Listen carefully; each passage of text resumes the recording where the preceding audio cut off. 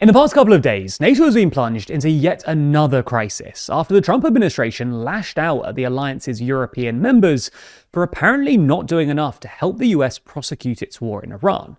The rhetoric from senior US officials has been pretty astonishing. Trump told Reuters that he felt disgust towards NATO, described it as a paper tiger to the Telegraph, and threatened to pull the US out entirely. While the US Secretary of State Marco Rubio said that the US was going to have to re-examine the value of its membership of the alliance.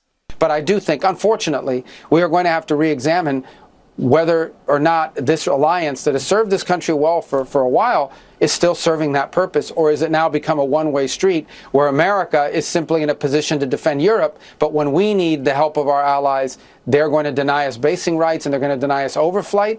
Then on Wednesday, during an Easter lunch, a few hours before his much anticipated arrest of the nation, Trump claimed that America's NATO allies wouldn't support the US in the event of a war in China. So I learned about NATO. NATO won't be there if we ever have the big one. You know what I mean by the big one. We ever have the big one, hopefully we won't.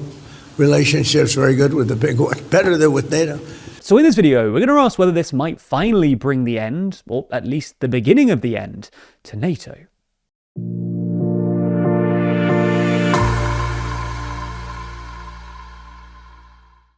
Never miss an episode and always feel in the loop by subscribing and ringing the bell. So before we get into the question of whether or not NATO is dead/dying, let's start by explaining why Trump and co are so upset. Broadly speaking, they seem to have two issues with NATO at the moment.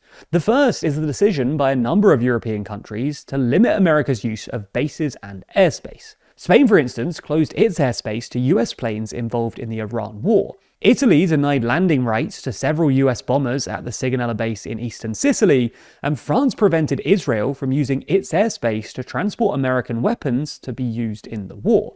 These European states generally argue that they're imposing these restrictions to stay on the right side of international law, but the US has accused them of essentially failing to show sufficient solidarity with a fellow ally. Second, Trump and co are apparently annoyed that European NATO members aren't helping to reopen the Strait of Hormuz. For context, the Strait of Hormuz is a narrow waterway between Iran and Oman that connects the Persian Gulf and Gulf of Aden, and thus the rest of the world.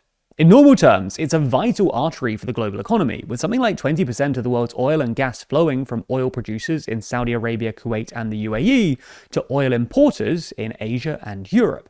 But traffic through the strait collapsed at the beginning of the war after Iran launched a series of missile and drone strikes against transiting ships, and announced that passage would now require Iranian permission. For their part, Trump and other senior US officials made essentially three arguments in pushing European NATO members to get involved. First, they argued that European NATO members were obliged to help out a fellow NATO ally.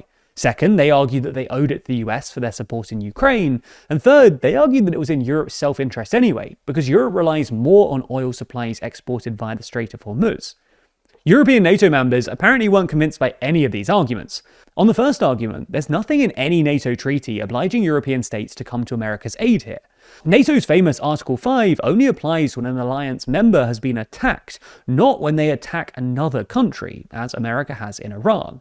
On the second argument, that Europe essentially owes America for its help in Ukraine, this is a difficult argument for Trump to make, given that his administration has withdrawn basically all military aid to Ukraine, and spent most of the past 12 months playing diplomatic footsie with the Kremlin.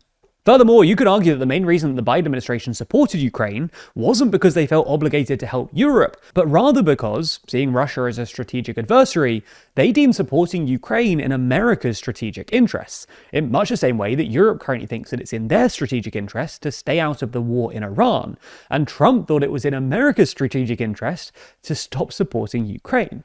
This would explain why, and this is often forgotten today, the Biden administration wasn't actually a massive supporter of Ukraine to begin with, but dramatically escalated their support in mid-March 2022 once it became clear that Ukraine was able to resist Russia and thus potentially deliver a strategic blow to the Kremlin.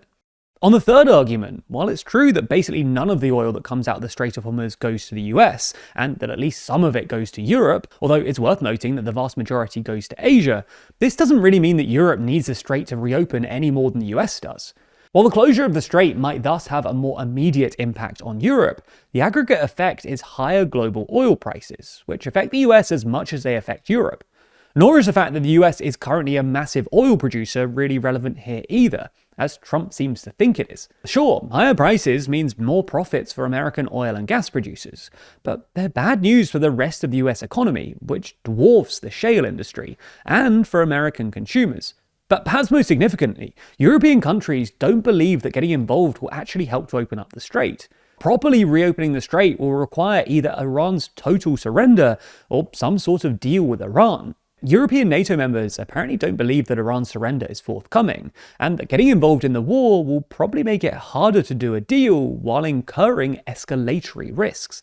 This is why European NATO members have been unwilling to get involved in the war more generally. Even the more pro-America members just don't want to get involved in a war without a clear exit plan or strategic objectives. So with that in mind, is this the end of NATO? Well, technically no. Under the 2023 National Defense Authorization Act, which by the way was spearheaded by Marco Rubio, the president cannot unilaterally withdraw from the alliance without either a 2/3 Senate vote or separate legislation. But even if legally speaking it's hanging in there, practically speaking, NATO feels pretty much dead at the moment. The US clearly doesn't think that its nominal allies in Europe are doing enough to help it out in Iran, and it's hard to imagine the current US administration responding to an Article 5 request by another NATO member in the way that European states would consider adequate. Moreover, while Trump can't legally withdraw from the alliance, he could instead just withdraw all US troops and weaponry from NATO structures, which doesn't feel too unlikely an outcome in the current climate, and would render NATO redundant. Now, there are a lot of big players involved in this story, and it's no secret that the world we live in is run by big players like these, but not just in the world of politics. Big companies also have a complete monopoly over the world we live in, and avoiding them is kind of out of our control, as they seep into every part of our day-to-day life. But what if we told you that you could get some of that control back, starting with your email? I know you're thinking, my email? How much will that actually help? Well, your email is personal to you, and it's important to keep hold of what's yours. Most messaging apps make sure to let you know that your messages are end-to-end encrypted. So why do emails deserve any less? Well, thankfully, Proton Mail offers a solution to this. It's a private, secure alternative to big companies like Gmail, and will give you everything you need to be productive while also keeping those pesky ads away from your inboxes. Although it's more than just the annoying ads, it's the fact that every single person is born with privacy, but now that privacy is essentially non-existent because of our digital world. Today, children begin building their digital identity before they're even born, without them even having a choice. Email inboxes weren't created to protect children. They were designed to collect data and feed that information into AI systems that will shape the way they're categorized and targeted for life. That's where Proton Mail's Born Private campaign comes in, as they offer a complete generational reset, giving you the opportunity to reserve an email account for your child. Their account can easily be reserved today, and it can be secured and protected for up to 15 years. This will give your child a secure digital start from day one, as when they're ready, their inbox is waiting, private, clean, and fully theirs. So if you want to take back your privacy, or protect the future privacy of your family, start using Proton Mail for free using our link at proton.me/bp/TLDR, and you'll be one step closer to a fully protected online experience, free from data exploitation.